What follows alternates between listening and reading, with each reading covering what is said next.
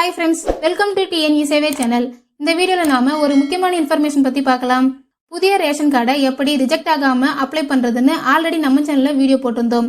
அந்த வீடியோவை பார்த்த நிறைய பேர் நாங்கள் நியூ ரேஷன் கார்டு அப்ளை பண்ணி 3 மந்த் கிட்ட ஆகுது, ஆனால் இன்னும் அப்ரூவல் ஆகலைன்னு சொல்லியிருந்தீங்க.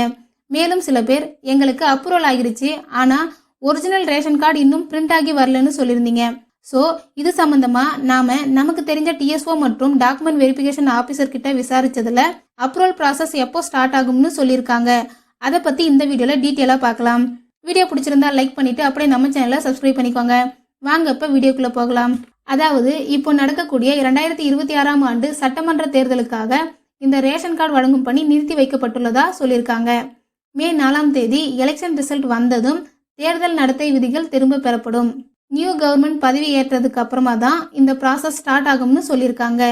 மேலும் வருகிற ஜூன் மாதத்திலிருந்து தான் இந்த ரேஷன் கார்டு வழங்கும் பணி ப்ராப்பராக ரன் ஆகும்னு சொல்லியிருக்காங்க. அவ்வளோதான் ஃப்ரெண்ட்ஸ். இந்த மாதிரியான யூஸ்ஃபுல்லான வீடியோஸை நீங்கள் தொடர்ந்து பார்க்கணுன்னா நம்ம சேனலை சப்ஸ்கிரைப் பண்ணிக்கோங்க.